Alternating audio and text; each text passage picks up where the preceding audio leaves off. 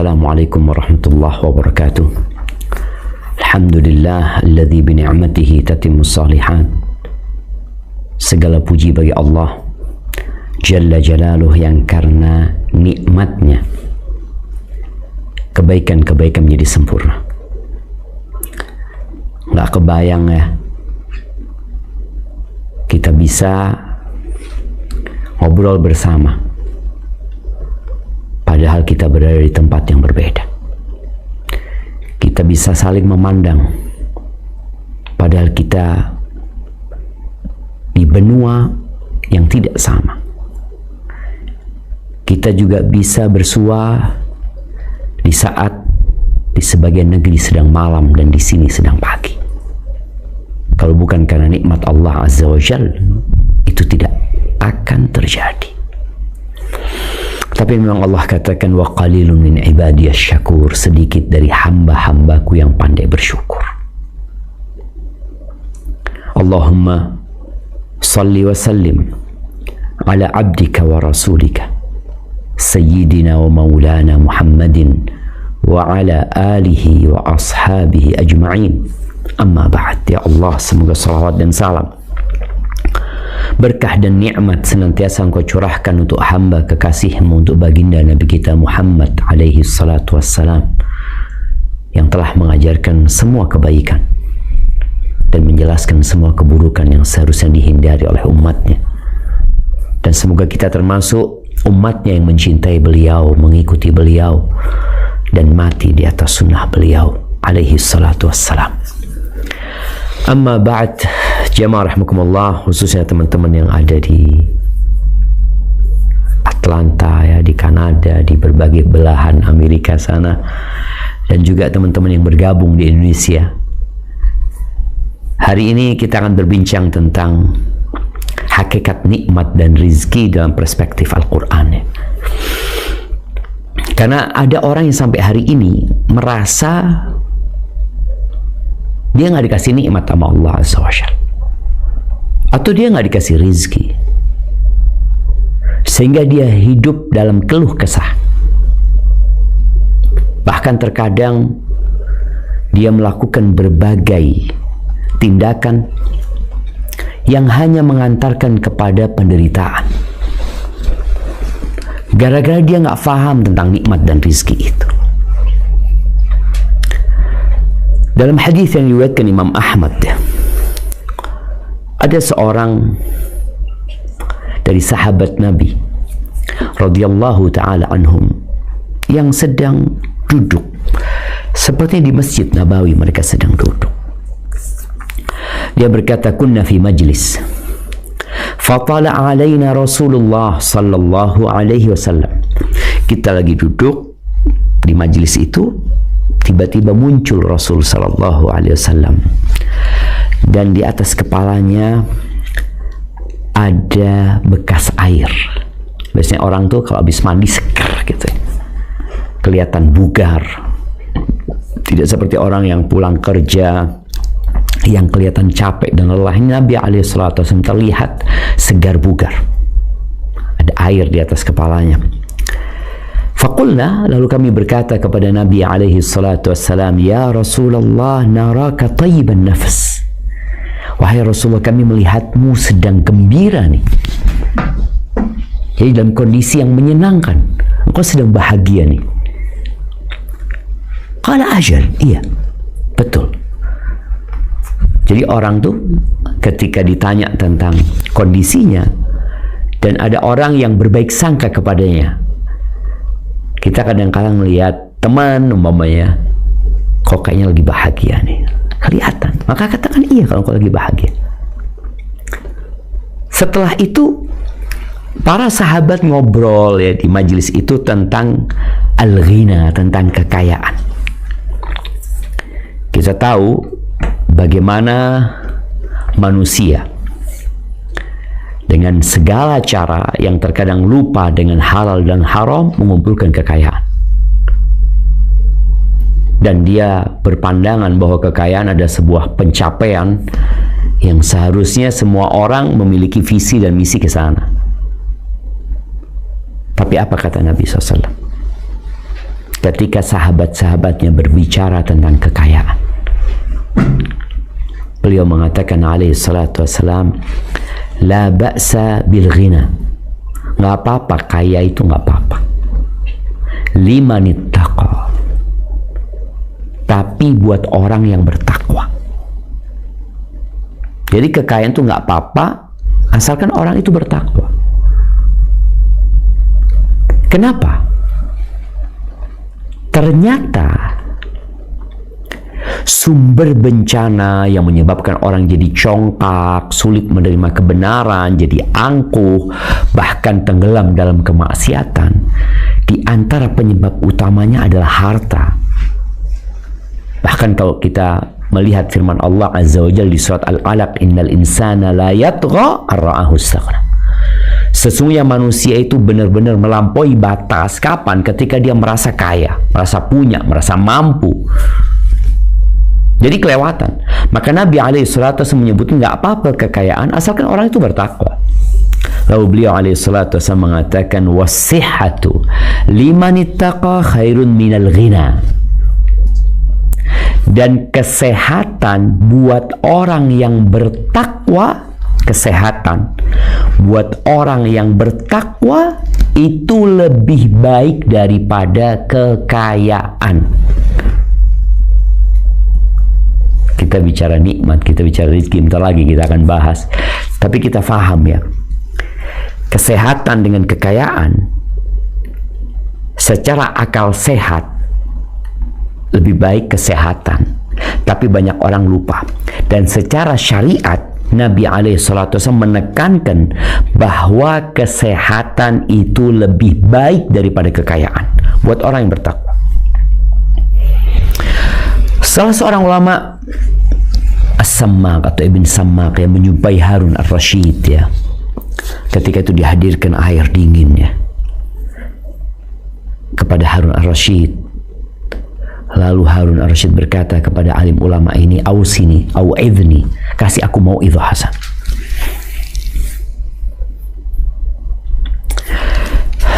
Lalu dikatakan kepadanya, wahai Amirul Mukminin, kalau engkau dalam kondisi terkepung atau dalam kondisi haus, dahaga, dan engkau tidak punya air, ada air nih, satu gelas nih, berapa engkau akan beli? Kata Harun Ar-Rasyid, dengan setengah kerajaanku akan beli air. Baik, kalau engkau sudah minum tuh air, kemudian engkau dihalangi dari mengeluarkan air itu, engkau akan bayar berapa demi mengeluarkan air itu, membuang air itu yang sudah engkau minum tadi? Kata dengan semua kerajaanku.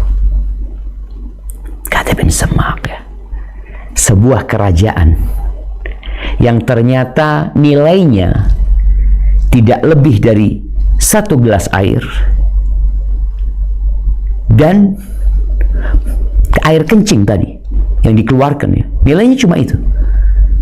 Seharusnya orang itu tidak berlomba-lomba untuk berburu meraih kerajaan tersebut. Nangis Harun Ar-Rasyid. Wallahi jemaah, itu yang terjadi dengan manusia. Mereka berburu sesuatu yang nilainya sebenarnya tidak lebih dari satu gelas air, dan tadi mungkin air kencing yang dikeluarkan. Maka Nabi alaihissalatu menjelaskan tentang nikmat sehat yang kebanyakan orang lalai tidak mensyukurinya. Maka beliau sebutkan alaihissalatu bahwa kesehatan itu lebih baik daripada kekayaan buat orang yang bertakwa. Ada seorang yang mengatakan, dulu aku bersama kesehatanku mencari harta, mencari kekayaan dulu. Sekarang aku bersama hartaku berburu kesehatan. Nah, apakah ada yang seperti itu sekarang? Yang dulu dengan kesehatannya, dengan fisiknya, dengan kebugarannya dia berburu harta. Dan saat ini berbalik. Dia dengan harta dan dirinya berburu kesehatan. Berangkat dari satu rumah sakit ke rumah sakit lainnya. Dia keluarkan uang untuk mendapatkan kesehatan. Karena sebagian kita tidak mensyukuri nikmat sehat. Kemudian di akhir hadis Nabi SAW mengatakan watibun nafsi minan na'im. Dan kondisi jiwa yang baik, yang menyenangkan itu termasuk nikmat. Nikmat. Engkau mungkin nggak punya apa-apa, engkau mungkin nggak punya harta, engkau mungkin juga sakit. Harta nggak punya, fisik sakit, tapi engkau ridho. Tenang hidupmu. Itu naim, itu kenikmatan yang agung. Ahibati fillah. Apa sih perbedaan antara rizki dan nikmat? Apakah nikmat itu adalah rizki? Apakah rizki itu adalah nikmat? Ya? Kalau kita melihat penjelasan para ulama berlandaskan dalil-dalil dari Al-Quranul Azim yang sebentar lagi kita akan baca, mereka menyebutkan bahwa rizki itu adalah pembagian dan pemberian. Pembagian dan pemberian. Jadi segala sesuatu yang Allah bagikan untuk hambanya dari kebaikan itu jadi rizki. Boleh jadi halal, boleh jadi haram. Bicara rizki, ada yang rizqan halalan, maka kita minta tiap pagi, Allahumma inni as'aluka ilman nafi'an wa rizqan tayyiban. Karena ada rizki yang nggak tayyib, maka yang diminta rizqan tayyiban. Ada rizki yang haram, dan Allah membentangkan rizki ini serta mengaturnya, ya terserah Allah. Ada yang dikasih sama Allah banyak, ada yang dikasih sedikit, ya. Jadi rizki ini lebih luas daripada nikmat. Jadi rizki itu sesuatu yang bermanfaat, dikatakan baik sekarang atau akan datang, baik itu dia sesuai dengan syariat atau bertentangan dengan syariat. Allah berfirman di surat Al-Baqarah ayat 126. Maka kita akan lihat ya, rizki ini Allah berikan kepada semuanya. Kita lihat orang kafir dikasih rizki sama Allah Azza wa Jalla, ya. Bukan hanya orang beriman. Mereka bahkan kadang-kala lebih kaya, lebih sukses daripada orang-orang beriman. Allah berfirman di surat Al-Baqarah ayat 126. Apa kata Allah? Coba kita baca. A'udzu billahi minasy syaithanir rajim. Wa idh qala Ibrahim rabbi ij'al hadha baladan aminan warzuq ahlahu minats thamarat الثمرات من آمن منهم بالله واليوم الآخر قال ومن كفر فأمتعه قليلا ثم أضطره إلى عذاب النار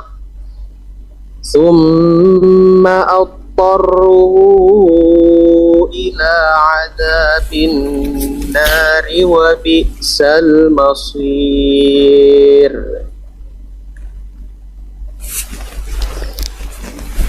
Dan ingatlah ketika Ibrahim berdoa, ya Tuhanku, jadikanlah negeri ini negeri yang aman sentosa, dan berikanlah rezeki dari buah-buahan kepada penduduknya yang beriman di antara mereka kepada Allah dan hari kemudian. Allah berfirman, dan kepada orang yang kafir pun aku beri kesenangan sementara, kemudian aku paksa ia menjalani siksa neraka, dan itulah seburuk-buruk tempat kembali. Barakallahu fikum. Kita lihat Nabi Ibrahim berdoa agar Allah memberikan rizki hanya kepada orang-orang beriman. Tapi apa kata Allah? Qala wa man kafar. Dan kepada orang-orang kafir juga Allah akan kasih rezeki. Fa umatti'uhu qalilan, kami jadikan dia bersenang-senang sedikit-sedikit. Oh jamaah, satu hari di sisi Allah sama dengan 1000 tahun. Satu hari. Di dunia kita lihat orang-orang kafir umur 100 tahun.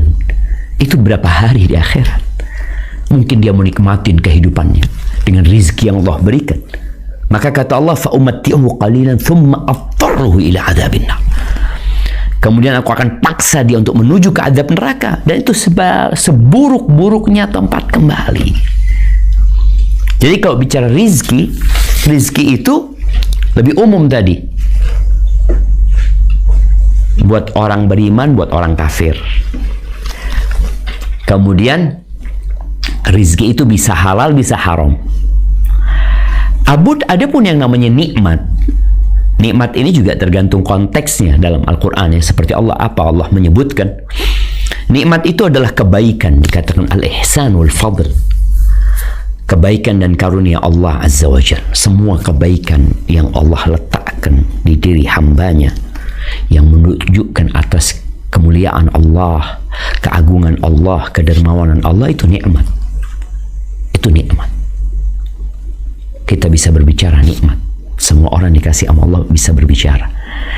Tapi disebutkan bahwa nikmat itu adalah sesuatu yang bermanfaat untuk saat ini atau akan datang, yang sesuai dengan syariat. Jadi mungkin kalau kita kasih contoh, kita akan paham ya. Ada hubungan yang erat antara rizki dengan nikmat sebenarnya. Rizki itu adalah landasan dari nikmat. Jadi dasarnya nikmat itu adalah rizki. Tidak ada nikmat kecuali setelah adanya rizki. Contoh nih, Allah Azza wa Jalla memberikan rizki kepada seseorang. Rizki itu berupa pekerjaan. Kemudian Allah melengkapinya dengan memberikan nikmat, kerjanya diperlancar sama Allah ya. Mudah, berkah. Itu jadi nikmat. Jadi pekerjaan itu jadi nikmat buat dia. Kita lihat Allah berfirman di surat An-Nahl ayat 114 ya. Coba kita baca di surat An-Nahl ayat 114.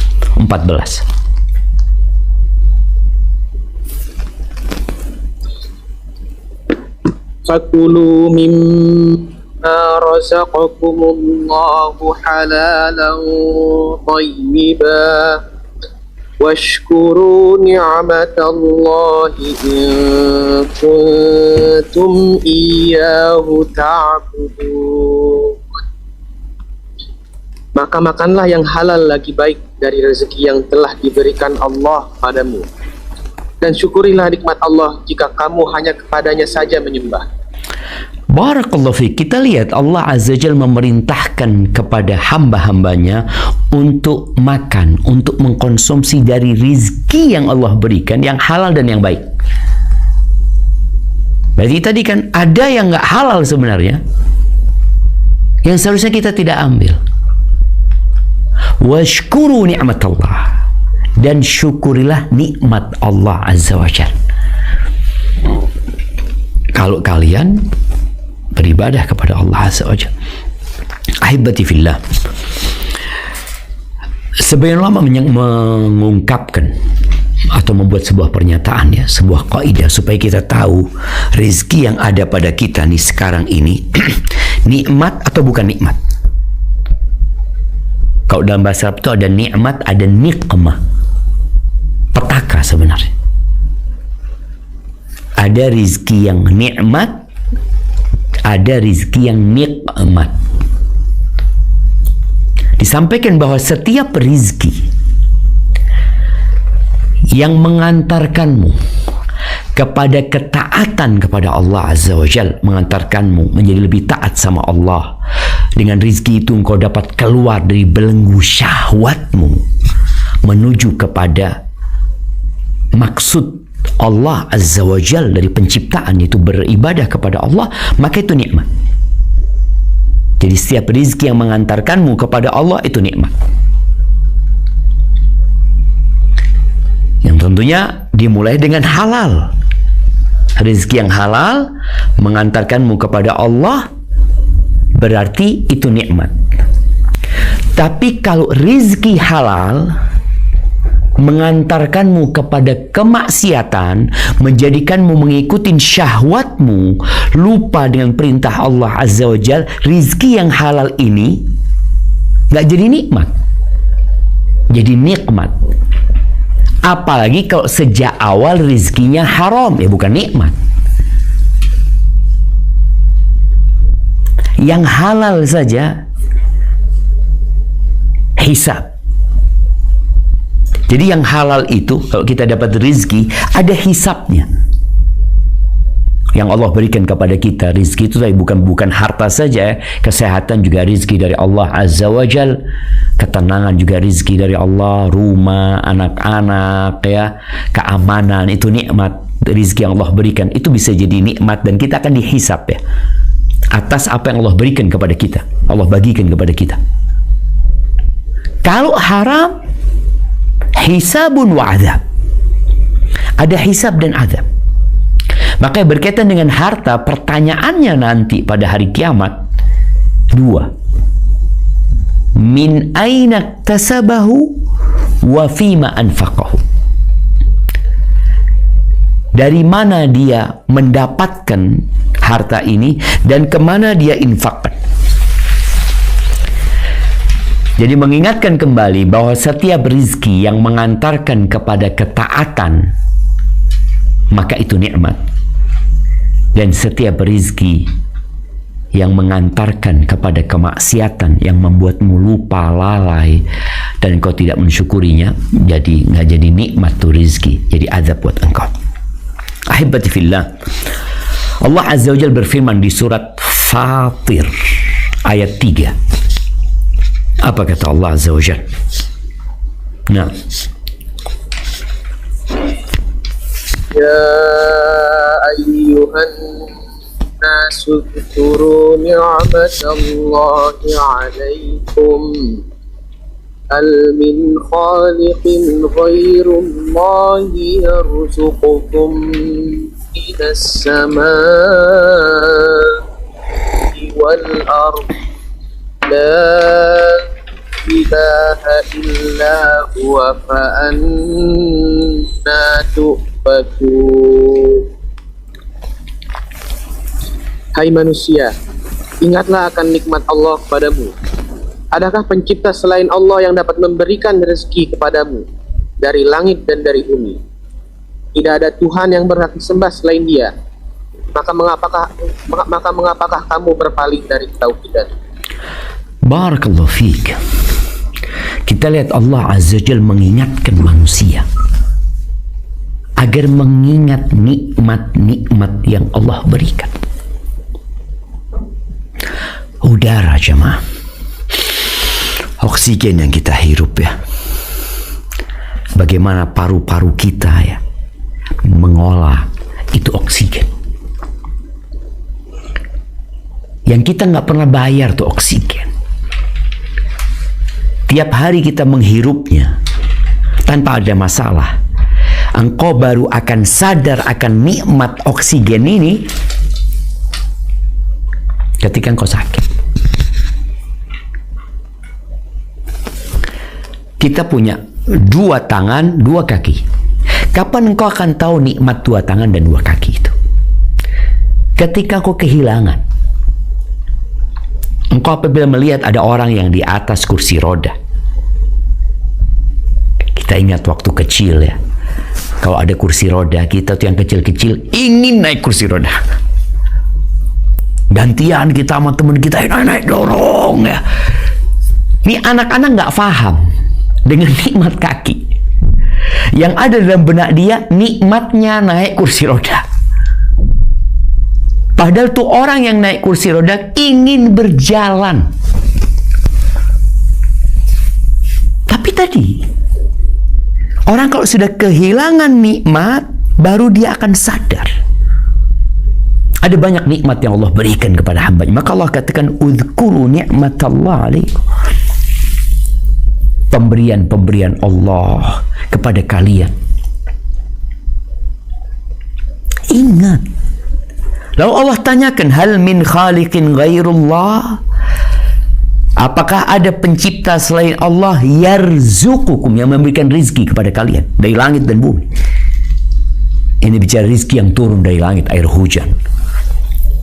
Rizki dari bumi, Allah bagaimana tumbuhkan biji-bijian. Siapa yang menumbuhkan biji-bijian itu? Siapa yang menurunkan air dari langit? Yang membuat tempat-tempat itu jadi hijau menyenangkan. Siapa? Siapa yang memberikan makan kepada ikan di lautan? Lalu Allah katakan, "La ilaha illahu." Nggak ada yang berhak disembah kecuali Dia. Fa'anna tu'fakun. Gimana kalian masih menyimpang gitu loh? Tidak mentauhidkan Allah, bersyukur kepada selain Allah. Kita melihat ada banyak masyarakat di muka bumi ini yang melakukan peribadatan kepada selain Allah Azza wa Jalla, dari hasil bumi yang Allah berikan, dari hasil laut yang Allah berikan. Mungkin di setiap negara, di setiap suku, mereka punya tradisi dan budaya mensyukuri.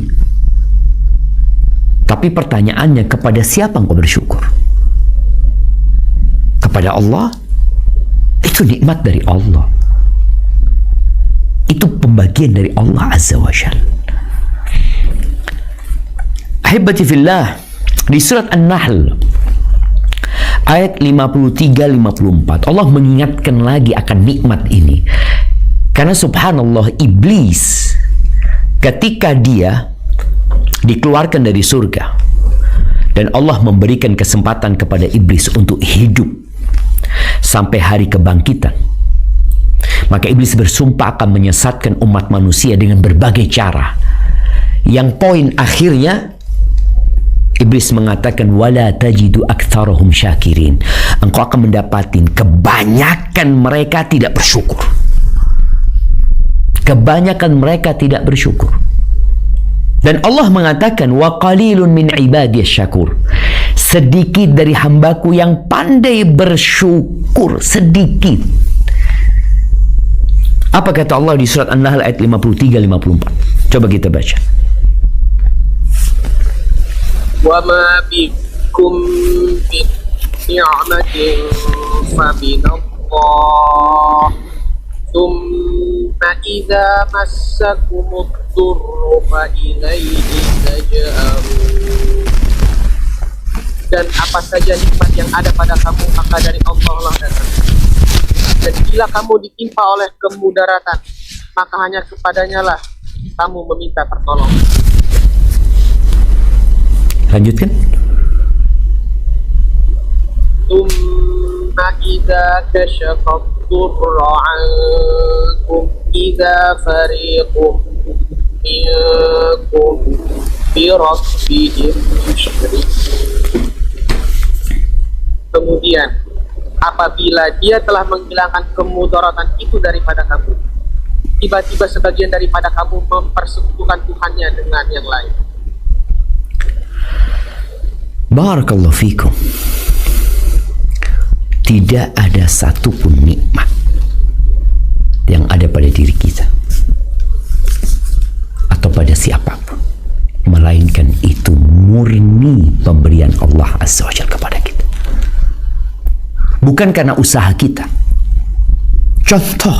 Contoh nyata, kita punya 5 jari ini, apa karena usaha kita? Kita dikasih 2 mata, apakah karena perjuangan dan pengorbanan kita? 2 kaki yang kita gunakan untuk berjalan, oh ini Anda dapatkan karena Anda merantau ke Amerika, karena Anda sekolah. Enggak. Murni Allah yang kasih itu nikmat. Lalu Allah sebutkan bagaimana kondisi manusia ketika dikasih kemudaratan, bencana mungkin di dirinya, di keluarganya, di hartanya. Kemana kalian akan pergi? Allah lagi yang diminta. Tapi kalau sudah yang namanya mudarat itu dicabut, disingkap, hidup dalam kenyamanan, manusia lupa menyekutukan Allah Azza wa Jalla, melakukan kesyirikan. Kita lihat ya, dari 8 miliar penduduk bumi ini, yang non-muslim itu 6 miliar. Dan di antara 2 miliar yang muslim, kurang lebih ya, berapa di antara mereka yang pandai bersyukur? Jamaah rahimakumullah, ribuan tahun yang lalu di Mesir sana, ya mungkin di daratan Mesir sana, ada satu orang kaya, bahkan terkaya mungkin pada waktu itu, dan boleh jadi kekayaan yang dimilikinya belum pernah dimiliki oleh, atau tidak dimiliki oleh orang terkaya sekarang yang ada. Qarun ya, Qarun. Kekayaan Qarun itu tidak seperti kekayaan orang sekarang. Kekayaan orang sekarang itu kebanyakan hanya angka.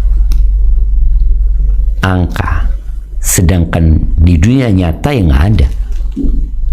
Mungkin dia punya aset ya, tapi kebanyakan uangnya itu jadi angka saja.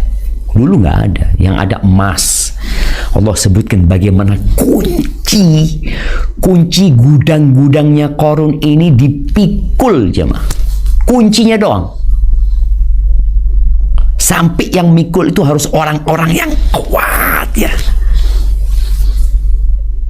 Bagaimana ketika dia keluar dengan kereta kencananya, bagaimana kuda-kudanya dilapisin emas, bagaimana keretanya itu pun dari emas,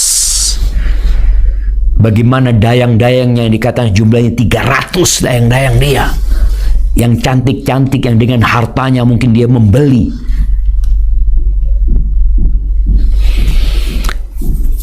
Bagaimana akhir cerita dia ketika Qarun keluar? Qarun itu udah dikasih nasihat ya. Allah mengatakan, wabtaghi fima ataka Allah ad-daral akhirah wa la tansa nasibaka minad dunya. Carilah engkau dengan apa yang Allah berikan kepadamu, ini rizki. Kalau itu halal tuh nikmat tuh. Kalau itu bermanfaat, itu insya Allah jadi nikmat. Apa yang Allah berikan kepada, carilah akhiratmu. Tapi engkau jangan lupa engkau hidup di dunia.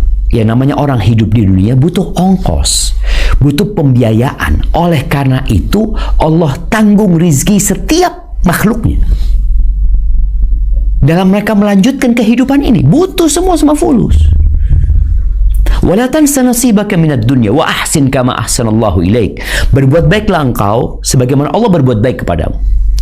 Nah, di antara makna nikmat ini adalah al-ihsan tadi. Allah berbuat baik kepadamu, maka engkau berbuat baiklah kepada hamba-hamba Allah Azza wa Jalla. Wala tabghil fasada fil ard innahu la yuhibbul mufsid. Jangan membuat kerusakan di muka bumi ini. Di antara makna jangan membuat kerusakan, jangan engkau gunakan rizki yang Allah berikan kepadamu atau nikmat tadi yang halal yang Allah berikan kepadamu untuk kemaksiatan. Jangan. Allah nggak suka dengan orang-orang yang membuat kerusakan. Qarun berseloroh, innama utituhu ala ilmin indi. Aku bisa seperti ini, aku sukses seperti ini, aku bisa mendapatkan kekayaan ini karena ilmu yang diberikan kepada aku, karena perjuanganku, karena aku. Akhirnya Allah tenggelamkan Qarun. Orang-orang yang melihat Qarun ketika berjalan dengan kereta kudanya, ya kebanyakan manusia itu terfitnah dengan harta. Maka mereka berseloroh, andai kata kami dikasih seperti yang diberikan kepada Qarun, innahu ladzu hadzin azim. Wah, Qarun ini orang beruntung sekali, Qarun ini.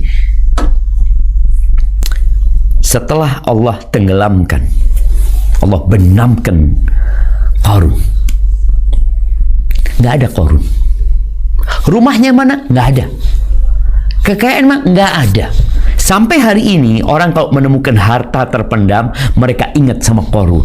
Disebut harta karun, kata mereka. Nggak ada. Allah sebutkan di surat Al-Qasas ayat 82. Nah, silahkan dibaca. وأصبح الذين تمنوا مكانه بالأمس يقولون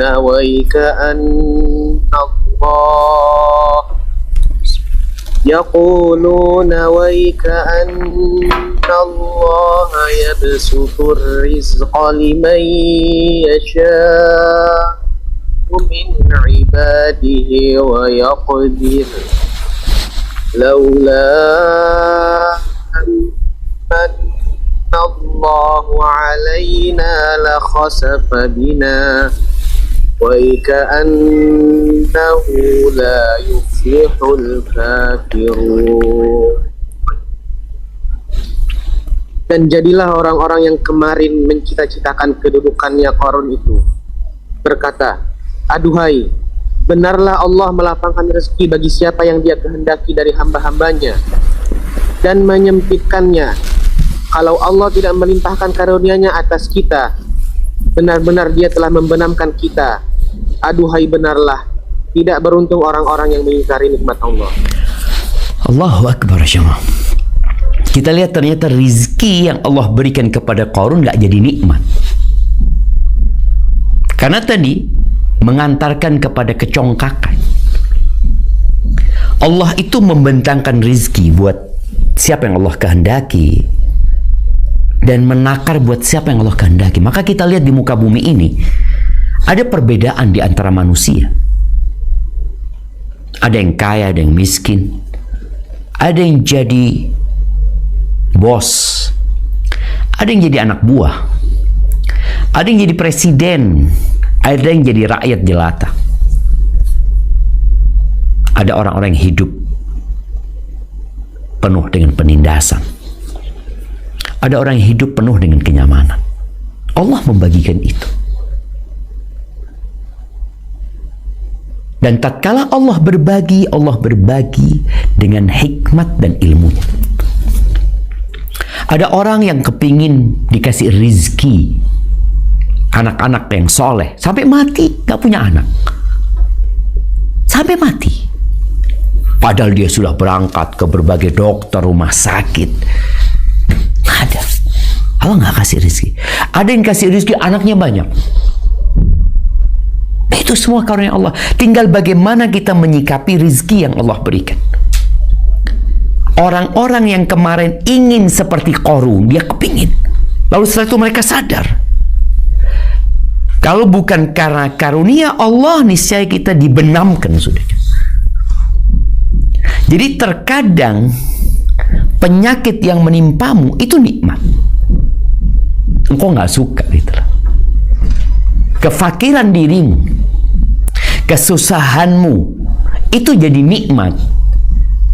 Karena boleh jadi kalau engkau dibikin kaya, engkau seperti Qarun. Siapa yang menjamin kalau engkau kaya, engkau akan seperti Nabi Sulaiman yang bersyukur kepada Allah Azza wa Jalla. Bagaimana keluarga Nabi Daud, Allah mengatakan i'malu ala Daud syukra. Wahai keluarga Daud, beramallah sebagai bentuk syukur kalian kepada Allah Azza wa Jalla. Ahibbati fillah, Syekhul Islam rahimahullahu ta'ala, beliau menyebutkan tentang rizki ini. Beliau menyebutkan rizki ini boleh jadi dimaksud dengan dua hal. Pertama adalah rizki yang hamba itu dapat mengambil manfaat. Yang kedua, rizki yang dimiliki oleh hamba. Jadi ada orang-orang yang mengambil manfaat ya. Mengambil manfaat ya, kalau kita bicara udara, itu rizki. Kita bisa menghirup udara. Makanya orang yang sakit akhirnya dia perlu oksigen. Kemudian ada rizki yang dimaksud yang dimiliki oleh hamba. Kalau kita membaca Al-Quran Al-Karim ya, kita sering mendapati perintah Allah atau berita dari Allah Azza wa Jal tentang orang-orang beriman bahwa mereka menginfakkan apa yang kami rizkikan kepada mereka.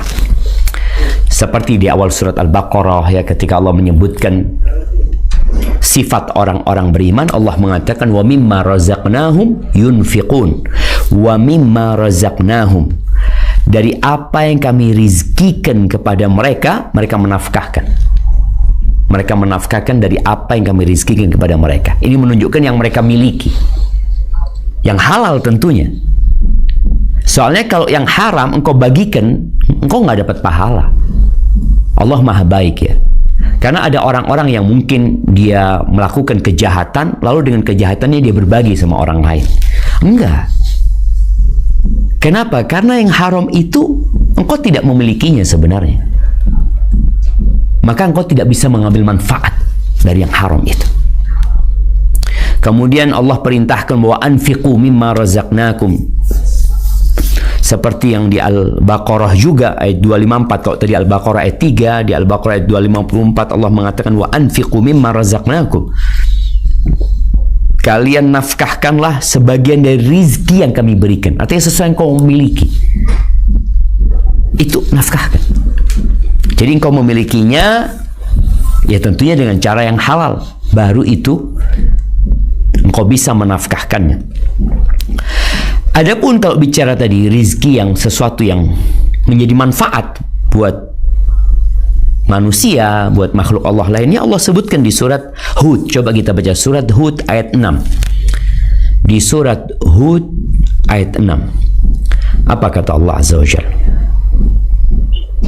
Wa ma min dabbatin fil ardi illa 'ala Allahi rizquha wa ya'lamu mustaqarraha wa mustawda'aha kullun fi kitabim mubin. Dan tidak ada suatu binatang melata pun di bumi ini melainkan Allah lah yang memberi rezekinya, dan Dia mengetahui tempat berdiam binatang itu dan tempat penyimpanannya. Semuanya tertulis dalam kitab yang nyata, Lauhul Mahfuz. Barakallahu fiik. Ahibati fillah, tadi kalau kita bicara rizki, kalau kita membaca Al-Quranul Azim, ada rizki yang tadi maknanya sesuatu yang engkau miliki, yang Allah berikan kepadamu lalu engkau miliki. Maka Allah katakan wa mimma razaqnahum yunfiqun. Tapi ada rizki yang manfaat saja sebenarnya, tapi engkau tidak memilikinya. Maka ini umum kalau kita lihat ya. Tidak ada satupun binatang kecuali dia punya rizki. Burung ada rizkinya. Bagaimana Rasul sallallahu alaihi wasallam mengatakan kepada para sahabatnya, "Lau annakum tawakkaluna 'ala Allah haqqa tawakkulihi." Kalau kalian bertawakal kepada Allah dengan sebenar-benarnya tawakal, la razaqakum kama yarzuqut tayr. Niscaya Allah akan memberikan rizki, gitu ya, rizki kepada kalian sebagaimana Allah memberikan rizki kepada burung. Bagaimana burung? Taghdu khimasan wa taruhu bitanan. Burung itu keluar dari rumahnya dalam kondisi kosong perutnya, pulang kenyang. Tapi kalau dia punya apa? Dia nggak punya apa-apa. Burung punya apa? Nggak punya. Kulkas nggak punya dia. Dia nggak menyimpan rizkinya. Dia nggak menyimpan. Allah akan kasih rizki kepada kita sebagaimana Allah memberikan rizki kepada burung. Cuma yang jadi masalah memang sebagian kita itu nggak yakin. Rizki itu ada dua macam. Rizki yang mencari kita dan rizki yang kita cari. Rizki yang mencari kita dan rizki yang kita cari. Ketika rizki itu mencari kita, memang nggak ada usaha yang bisa kita lakukan. Contoh rizki yang mencari kita adalah warisan. warisan. Bicara warisan, anak-anak itu terkadang menunggu warisan orang tuanya.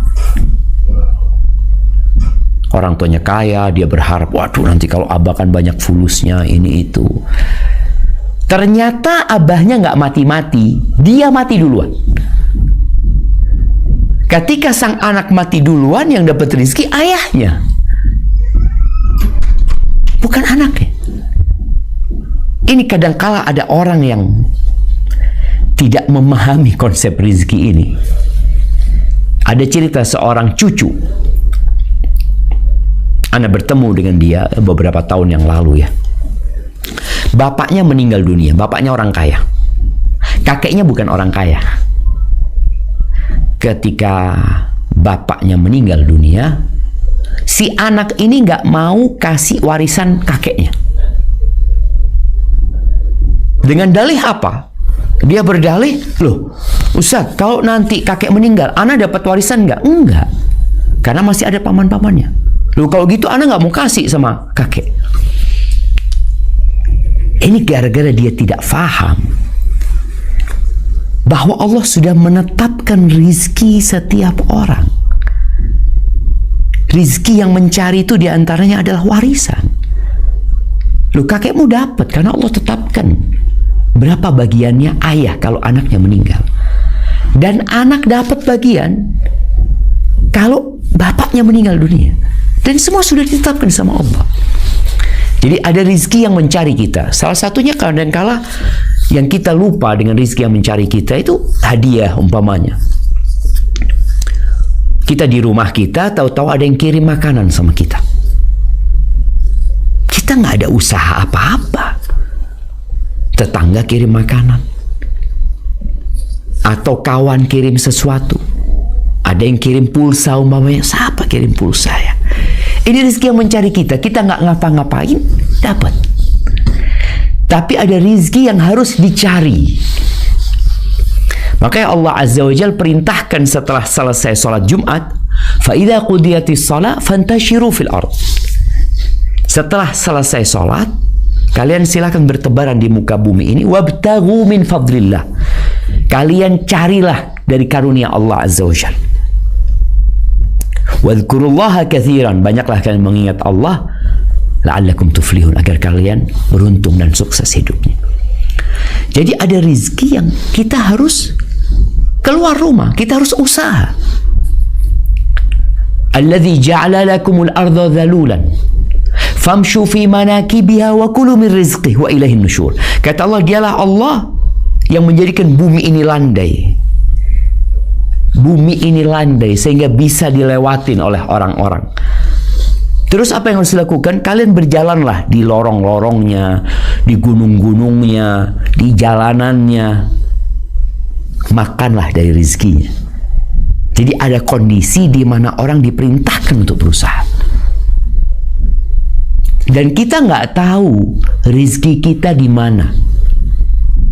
Kan orang kadang-kadang mikir rizki anak ini mencari anak, apa anak mencari rizki anak. Kita nggak tahu. Yang kita tahu ada perintah dari Allah untuk berusaha, ya kita berusaha. Namun kadang-kala ada orang nih jamaah yang rizkinya terlambat. Dia merasa rizkinya terlambat. Dia melihat kawan-kawannya sudah sukses. Dia lihat fulan sudah menikah dan punya anak, punya rumah, punya usaha, punya mobil. Sedangkan dia belum. Rumah nggak punya, istri nggak punya, kendaraan nggak punya.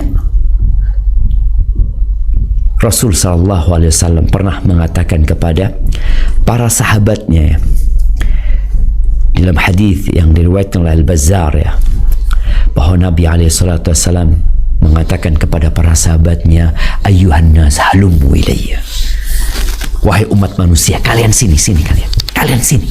Nabi hendak memberikan penjelasan. Apa kata Nabi SAW? Inna ruhal qudus nafatha fi ruhi. Sesungguhnya Jibril alaihissalam menghembuskan di dalam jiwaku, annan nafsa lan tamut, bahwa jiwa manusia tidak akan mati hatta tastawfiya rizqaha wa ajalah, sampai disempurnakan bagi dia rizki dan ajalnya. Rizki dan ajalnya sampai sempurna. Maka kita tahu 120 hari ketika kita di perut ibunda kita, itu Allah kirimkan malaikat yang mencatat rizki dan ajalnya ketika kita di perut ibunda kita. Manusia ini gak bakalan mati sampai rizkinya disempurnakan dan ajalnya dihabiskan. Habis sudah ajalnya, waktunya udah habis. Kemudian kata Nabi SAW, وَلَا يَحْمِلَنَّكُمْ إِسْتِبْطَاءُ الرِّزْقِ أَنْ تَأْخُذُوهُ بِمَعْصِيَةِ اللَّهِ. Jangan sampai karena terlambatnya rizki kalian, akhirnya kalian mengambil rizki itu dengan kemaksiatan kepada Allah Azza wa Jalla. Kita udah bahas bahwasanya rizki beda dengan nikmat, di mana rizki itu boleh jadi dengan cara halal, boleh jadi dengan cara haram. Tetap rizki, sesuatu yang dibagikan kepada dia. Jangan sampai karena kalian merasa terlambat tadi, lalu kalian melakukan kemaksiatan kepada Allah. Fa innallaha la yunalu ma indahu illa bi ta'atih. Yang di sisi Allah itu tidak bisa diraih kecuali dengan dengan ketaatan kepada Allah Azza wa Jalla. Artinya kalau engkau ingin rizki itu menjadi nikmat, maka engkau harus cari dengan cara ketaatan kepada Allah Azza wa Jalla. Kalau caranya haram, engkau nggak jadi nikmat tadi. Engkau kan ingin hidupmu nikmat. Maka tadi kalau kita lihat orang-orang kafir mungkin yang dikasih rizki yang banyak sama Allah Azza wa Jalla, banyak memang rizki, hanya mereka tidak diberi nikmat, tidak diberkahi di rizki mereka. Mereka seperti meminum air laut, nggak ada puasnya, dan cukup sebagai penderitaan ketika orang itu tidak qanaah, menderita dia, walaupun dia punya uang 1 triliun, 2 triliun, dia punya 10 triliun, tapi kalau ternyata Allah nggak kasih nikmat buat dia, berkah tuh di rizkinya, jadi bencana. Allah ingatkan, yang di sisi Allah nggak bisa diraih kecuali dengan ketaatan. Apa yang di sisi Allah, kenikmatan, keberkahan, itu bisa didapat dengan ketaatan kepada Allah Azza wa Jalla. Kemudian Nabi SAW juga mengatakan, Innar rajula la yuhramur rizq bidzambi yusibu. Ada orang yang dihalangi dari rizki gara-gara dosa yang dia lakukan. Rizki yang apa? Boleh jadi dari rizki yang halal. Tadi kita udah bicarakan, rizki itu ada yang halal, ada yang haram. Ini orang dihalangi dari rizki yang halal, sehingga nggak jadi nikmat buat dia.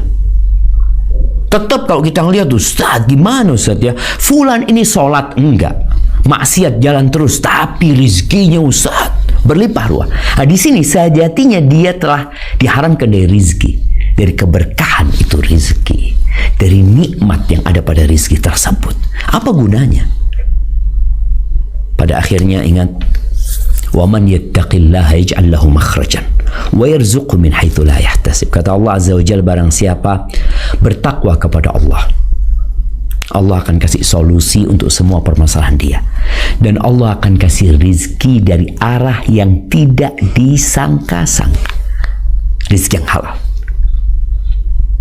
Allah akan kasih rizki. Wa may yatawakkal 'ala Allah fahuwa hasbuh. Barang siapa bertawakal kepada Allah, maka Allah akan mencukupi dia.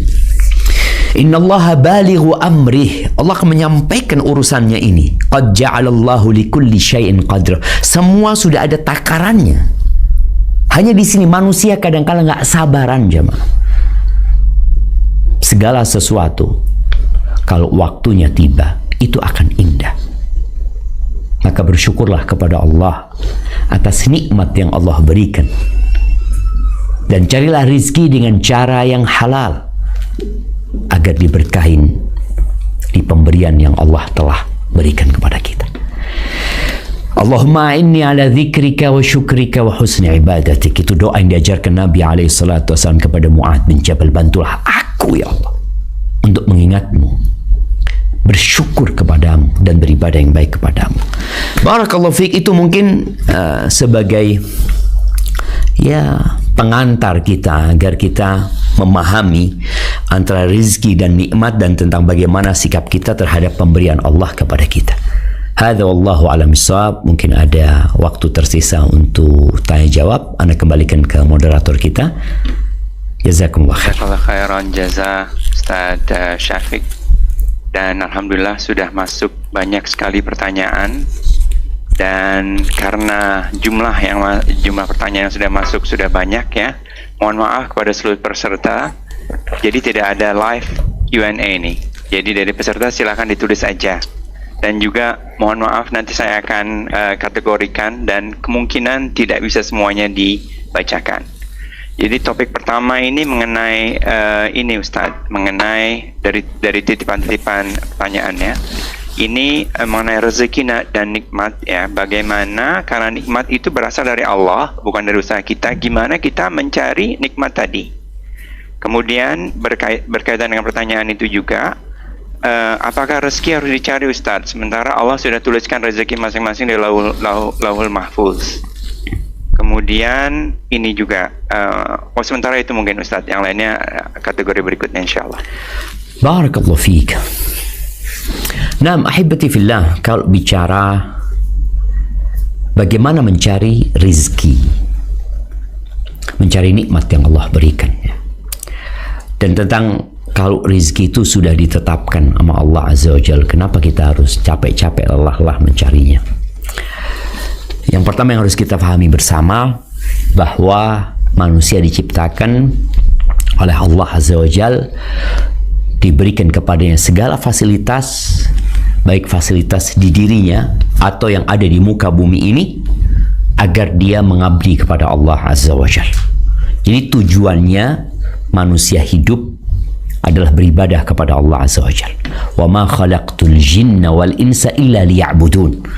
Kata Allah, tidaklah aku ciptakan bangsa jin dan manusia kecuali untuk beribadah kepadaku. Lalu Allah katakan, ma uridu minhum mir rizqin wa ma uridu an yut'imun. Aku tidak butuh manusia itu memberikan rizki kepada aku, dan tidak pula mereka memberikan makan kepada aku. Jadi ketika seorang bekerja umpamanya, tidak dalam rangka memberikan makan kepada Tuhannya. Ada perintah zakat umpamanya, ada perintah berkurban, itu untuk kalian semuanya, bukan untuk Allah Azza wa Jalla. Inna Allah huwa razzaq dzul quwwatil matin. Sesungguhnya Allah lah yang maha memberi rizki, dan dialah yang maha kuat jemaah dan perkasa. Itu Allah Azza wa Jalla. Jadi cara kita mencari rizki ya dengan menjalankan perintah Allah Azza wa Jalla. Makanya Allah utus Rasulnya, Allah turunkan kitab-kitabnya, dibuatlah di situ aturan-aturan tentang bagaimana manusia mencari rizki. Kita bicara umpamanya riba. Orang melakukan riba dalam rangka mencari rizki. Ada pelacur, dia melacurkan dirinya dalam rangka mencari rizki. Yang perlu ditanyakan, apakah dua perbuatan itu diperbolehkan oleh pencipta langit dan bumi ini? Nggak boleh. Loh, kalau nggak boleh, sudah tinggalkan. Karena ada manusia-manusia yang mengatakan cari yang haram aja susah, apalagi yang halal. Ini sebuah pemikiran yang keliru. Dari dulu, yang haram itu susah, yang halal itu mudah. Kalau kita berikan ya kepada seseorang duit nih, berangkatlah engkau ke pasar induk ya. Di Indonesia kita tahu pasar buah, pasar sayur ya. Belikan 10 item yang haram. dia akan ke pasar cari yang haram, mungkin ada babi, terus apalagi mungkin yang haram, ada darah, terus apalagi mungkin. Sulit bagi dia mencari yang haram. Tapi kalau kita kasih duit tadi ya 10 yang haram, dia mungkin dapat 2, 3, 4, 5. Tapi kalau kita katakan kepada dia, nih cari 20, cari 50 item yang halal, maka dia akan ke pasar, dia akan beli bawang putih, bawang merah, cabai, sayur, kacang-kacangan, ikan dengan berbagai macam jenisnya. Dia akan dapat banyak yang halal. Maka tadi, sejatinya yang halal itu banyak. Tapi manusia karena merasa lambat tadi rezekinya, akhirnya dia menempuh cara yang maksiat. Jadi cara mencari rezeki dengan ketaatan kepada Allah Azza wa Jalla, ada aturannya. Dan jangan terburu-buru, tergesa-gesa. Allah akan kasih gitu, engkau tinggal nunggu. Karena semua sudah dicatat. Nah, ini masuk ke pertanyaan kedua, semua sudah dicatat. Nah, semua sudah dicatat, tapi kita nggak tahu catatan kita. Ana nggak tahu catatan ana rizkinya di mana. Allah Azza wa Jalla mengatakan, "Wa ma tadri nafsun madza taksibu ghadan." Nggak ada jiwa yang tahu apa yang besok dia usahakan. Nggak ada yang tahu. Karena kita nggak tahu, maka laksanakan perintah. Dengan cara ada usaha, mau buka usaha, mau jadi pekerja. Tapi kan tadi sudah disebutkan rezeki itu ada yang dicari dan ada yang mencari. Ada cerita seorang yang tahu-tahu di pasar dia sudah nggak punya duit, nggak punya apa-apa ya. Tahu ini di masa lampau ya. Kalau nggak salah namanya Ibn Sayyad. Yang dicari sama orang. Siapa yang kenal sama Ibn Sayyad? Siapa yang kenal sama Ibn Sayyad? Kata dia. Oh itu tuh Ibn Sayyad, kata dia. Ditemuin Ibn Sayyad. Dikatakan, "Juf, ana dulu punya utang sama abah antum. 30.000 dirham. Ini 30.000 dirham itu 3.000 dinar. Sampai aku anak punya utang. Ini rezeki yang mencari. Tapi kan kita nggak tahu gitu loh. Maka tugas kita tadi melaksanakan perintah Allah di antara pintu-pintu rezeki itu memperbanyak istighfar ya. Tadi ada yang kita cari dengan beristighfar, bertawakal kepada Allah Azza wa Jal, dengan bertakwa kepada Allah, dengan menyambung silaturahim ya. Ada usaha yang kita lakukan dan ada kondisi yang kita memang harus memeras keringat kita dalam mencari rezeki. Ketika engkau dapat rezeki yang banyak, engkau tetap harus yakin ini udah ditakdirin sama Allah. Jangan mengatakan karena usahaku. Enggak. Ada orang yang usahanya lebih keras dari engkau, tapi rezekinya nggak sebanyak dirimu. Jadi kita selalu bersyukur kepada Allah dan menerima dengan apa yang terjadi. Barakallahu fiik. Mungkin itu ya. Ana lupa ada pertanyaan yang ketiga tadi. Semoga terjawab dengan penjelasan tadi. Iya, sudah Ustaz. Jazakallah khair. Kemudian pertanyaan berikutnya Ustaz adalah, apakah rezeki, harta yang banyak dan sukses dalam pekerjaan selalu menjadi tanda Allah sayang kepada kita? Kemudian berkaitan dengan itu, apakah Allah lebih menyukai orang kaya yang bersyukur atau orang miskin yang bersabar? Nah, silakan Ustaz. Udah itu. Baik, barakallahu fiik ya. Apakah kelancaran, kesuksesan, banyaknya harta itu menjadi tanda cinta Allah kepada hambanya? Tergantung. Kita tahu Nabi Musa miskin. Beliau mengembala kambing selama 10 tahun dalam rangka mahar buat istrinya. Fir'aun dengan istana dan dayang-dayangnya, dengan pasukannya, dengan kehormatan dan kejayaan yang dimilikinya, dia kafir. Mana yang Allah ridhoin? Musa atau Fir'aun? Nabi Musa alaihissalam. Tapi di sisi yang lain kita melihat Nabi Sulaiman alaihissalam. Allah berikan kepadanya kerajaan yang tidak pantas untuk siapapun setelah beliau. Allah ridho sama beliau. Jadi sebenarnya yang menjadi tanda kecintaan Allah kepada hambanya, apabila dirimu berada di tempat yang Allah ridhai, itu tanda Allah cinta kepadamu. Tapi apabila dirimu berada di tempat yang Allah murkai, berarti Allah murka kepadamu. Kalau kekayaanmu menjadikan engkau orang yang bersyukur, dengan kekayaan yang kau miliki, engkau ternyata masih di soft pertama. Kalau kita lihat perjalanan hidup manusia, ada orang-orang yang ketika susah, dia selalu di soft pertama. Dia berusaha untuk berada di soft pertama. Dia berusaha untuk sholat malam. Dia berusaha untuk puasa sunnah. Tapi ketika Allah berikan kepadamu kekayaan, engkau jadi di soft kedua. Engkau jadi di soft terakhir. Engkau nggak lagi datang kajian. Puasa sunnah juga udah nggak pernah. Yang ada dalam benakmu hanya uang dan harta. Maka boleh jadi rizki yang Allah berikan kepadamu bukan nikmat, tapi nikmat. Rizki itu jadi nikmat, jadi bencana buat engkau.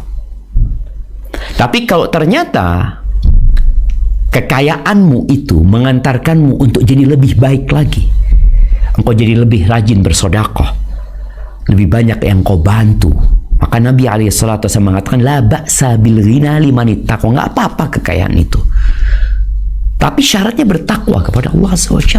Itu syaratnya. Maka kalau engkau nggak bertakwa kepada Allah, ya jadi bencana nikmat yang ada pada dirimu. Rizki yang Allah berikan kepadamu jadi bencana. Dan kita melihat ya, orang-orang yang berubah sikap dan karakternya ketika dia miskin dan ketika dia kaya. Maka di antara doa yang dipinta oleh Nabi SAW kepada Allah, wa as'alukal qasda fil faqri wal ghina. Aku memohon kepadamu al-qasd, sifat pertengahan, dalam kondisi aku kaya atau dalam kondisi aku miskin.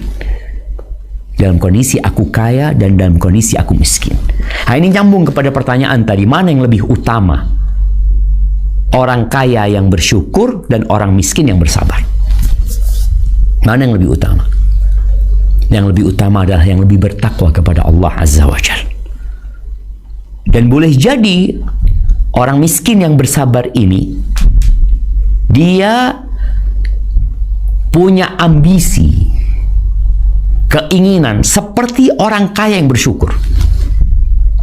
Kalau aku dikasih kekayaan seperti fulan, aku akan melakukan ini dan ini dan itu. Orang itu berangkat haji, orang itu membangun masjid, bangun sekolah. Kalau aku seperti fulan, aku akan lakukan itu. Kalau dia jujur mengatakan itu, boleh jadi dia lebih baik daripada orang yang kaya. Karena nggak ada orang kaya yang berharap miskin ya. Ya nggak ada, insya Allah ya. Tapi orang miskin yang berharap seperti orang kaya yang banyak kebaikannya, dia akan mendapatkan pahala itu. Maka sebenarnya yang paling utama di antara kedua orang itu adalah yang paling bertakwa. Dan Allah Azza wa Jal telah menetapkan mana yang lebih baik buat kita. Ada orang yang lebih baik miskin dia, makanya dia doa minta sama Allah kekayaan, enggak, Allah nggak kasih, sampai mati tetap miskin. Kenapa? Karena itu yang lebih cocok buat dia. Kalau dia dikasih kekayaan, boleh jadi dia lupa. Ada orang yang Allah kasih kekayaan, karena boleh jadi kalau dia miskin, dia jadi nggak benar. Maka hendaklah kita senantiasa berbaik sangka kepada Allah Azza wa Jalla. Jangan iri dan dengki. Allah Azza wa Jalla mengatakan, wa ja'alna ba'dakum li ba'din fitnah. Kami jadikan sebagian kalian ujian untuk sebagian lainnya. Poinnya atas birum. Sabar nggak kalian? Orang miskin itu ujian buat orang kaya. Orang kaya itu ujian buat orang miskin. Orang kaya sabar nggak menghadapi orang miskin yang kadang-kala dia minta sodako, minta bantuan. Orang miskin sabar nggak melihat kekayaan yang Allah berikan kepada orang-orang kaya itu. Jangan sampai dia kemudian iri, dengki, hasut, bahkan melakukan tindakan yang diharamkan. Jadi yang paling baik di antara keduanya adalah yang paling bertakwa kepada Allah Azza wa Jalla. Hadza wallahu a'lam bissawab. Jazakallah khair Ustaz. Pertanyaan berikutnya insyaAllah masih ada 7 menit lagi Ustaz ya, insyaAllah ya. Siap, barakallahu fikum.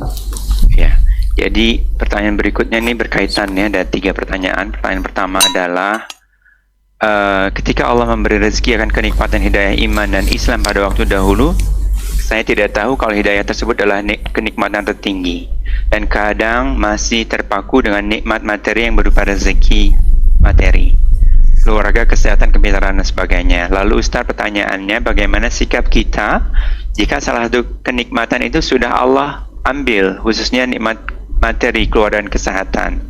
Apakah ini karena diri kita mengabaikan rezeki hidayah iman dan Islam? Itu yang pertama. Yang kedua berkaitan dengan itu adalah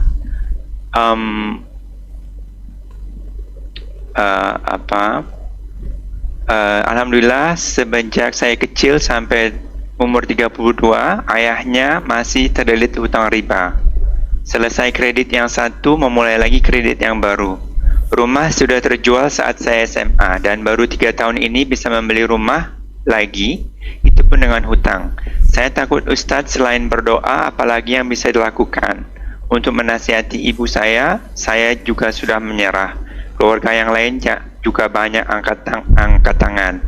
Meskipun seperti itu, ayah saya masih menjaga salat Ustadz. Mohon nasihat dan doanya Ustadz. Masya Allah, barakallahu fiik. Nah, ahibati fillah, kalau tadi dikatakan nikmat hidayah yang kadangkala kita abaikan mensyukurinya, kita lebih mensyukuri nikmat harta daripada nikmat sehat. Kita lebih mensyukuri nikmat sehat daripada nikmat aman. Sebagian kita lebih mensyukuri nikmat aman daripada nikmat iman. Padahal kalau kita bicara tadi susunan rizki ya yang Allah berikan atau kenikmatan juga, ya yang paling remeh itu adalah harta. Setelah harta adalah kesehatan, sebagaimana Nabi SAW menyebutkan kesehatan lebih baik daripada harta. Kemudian setelah kesehatan ada nikmat keamanan. Yang paling agung nikmat itu adalah iman. Karena kalau engkau punya iman, engkau akan merasakan semua nikmat Allah Azza wa Jalla. Walaupun engkau mungkin kehilangan kesehatanmu, engkau mungkin sakit, ya, engkau mungkin juga miskin, tapi ketika Allah berikan iman dan hidayah, ya semua jadi indah sebenarnya. Kalau pertanyaannya, apakah diambilnya nikmat harta itu dikarenakan kita kurang mensyukuri nikmat hidayah? Boleh jadi. Karena di antara tanda cinta Allah kepada hamba, Allah akan kasih bala kepada dia. Idza ahabballahu 'abdan ibtala. Apabila Allah cinta kepada hambanya, Allah akan kasih bala kepada dia. Yang bala ini akan mengantarkan dia kepada Allah. Boleh jadi ketika engkau diberikan kekayaan terus, engkau nggak akan lagi ingat dengan sholat malam yang mungkin kau lakukan terakhir. Kapan kau lakukan terakhir sholat malam 1 jam memohon kepada Allah? Kapan terakhir engkau puasa sunnah? Kapan terakhir engkau berdoa sambil meneteskan air mata? Ada orang-orang yang dikasih kekayaan jadi lupa.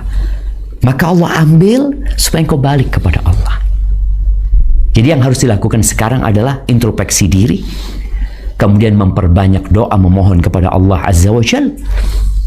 Kemudian ketahuilah bahwa nikmat engkau bisa sholat malam itu lebih indah daripada harta yang mungkin kau kehilangan banyak. Maka syukurlah nikmat hidayah, syukurlah nikmat Allah yang lainnya. Karena bersyukur itu dengan lisan, dengan hati, dan dengan raga kita. Adapun pertanyaan yang kedua tadi yang berkaitan dengan ya seorang anak yang menghadapi orang tua yang masih belum sadar akan dosa-dosa yang dilakukan. Terkadang mereka mencari rizki dengan cara yang haram karena keterbatasan ilmunya atau karena dangkalnya dan lemahnya imannya. Apa tugas anak sekarang? Terkadang sebagian anak itu hanya menasihati yang berkaitan dengan halal haram, dan mereka tahu kadangkala, tapi yang jadi masalah iman mereka sedang lemah. Maka tugas anak adalah menguatkan iman orang tuanya. Gak usah bicara tentang ribanya tadi karena mereka udah tahu, udah dikasih tahu udah lama juga. Tapi ajak bicara tentang hakikat kehidupan ini. Ajak orang tuanya untuk berkunjung ke tempat orang-orang miskin agar dia bersyukur. Ajak orang tuanya berkunjung ke tempat orang-orang yang sakit parah sehingga mereka bersyukur kepada Allah. Ajak orang tuanya berkunjung ke tempat-tempat bencana, rumah yang ambruk, kampung yang hilang, supaya orang tua itu sadar dengan hakikat kehidupan ini. Dan akhirnya ajak orang tua untuk berziarah ke kuburan agar hatinya jadi lembut dan tahu bahwa semua akan ditinggalkan. Yang mengantarkan mereka kelak 3: keluarganya, hartanya, dan amalnya. Yang 2 akan pulang dan sampaikan kepada orang tua, engkau akan sendirian di sini bersama amalmu, ayah dan bunda. Ini langkah-langkah kita ya. Selain mendoakan, kita perlu menguatkan keimanan. Soalnya kadang-kala memang orang sulit dikasih nasihat karena wadahnya belum siap untuk menerima nasihat. Jadi bersihkan wadah itu, lembutkan wadah itu dengan cara tadi. Kemudian kasih orang tuanya doa. Ayah nih ada doa bagus ayah. Mungkin ayah baca doa ini, ibu baca doa ini ya. Berbagai macam doa yang diajarkan oleh Allah dan Rasulnya yang ada dalam Al-Quran, dalam hadis-hadis Nabi SAW ya. Ajarkan doa itu. Jadi lembutkan hati mereka dengan usaha tadi dan berikan kepada mereka doa agar mereka memohon langsung kepada Allah Azza wa Jalla. Semoga mereka husnul khatimah. Dan para jamaah, pada akhirnya tugas kita hanya menyampaikan, tapi sampaikan dengan bijak dan hikmah. Kemudian setelah kita menyampaikan, engkau berdoa memohon kepada Allah buat mereka. Barakallahu fiik. Itu mungkin dapat Anda sampaikan. Jamaah Ana ingin lebih lama lagi bersama antum ya, tapi karena ada acara yang harus Ana hadirin, semoga ini bukan pertemuan yang terakhir, dan semoga Allah kumpulkan kita di pertemuan-pertemuan selanjutnya. Jazakumullah khairan ya. Kita berdoa memohon kepada Allah agar Allah memberikan kepada kita rizqan thayyiban ya, rizki yang baik ya, ilmu yang bermanfaat, rizki yang baik, dan amalan yang diterima. Dan semoga Allah menyelamatkan saudara-saudara kita yang sedang dalam bencana, dalam kondisi yang susah, agar Allah memberikan rizki kepada mereka, rizki keamanan. Yang pertama adalah keimanan, keamanan, kesehatan, dan nikmat harta yang mengantarkan mereka kepada ketaatan kepada Allah Azza wa Jalla. Jazakumullah khairan. Bang, kayaknya Ana mohon undur diri.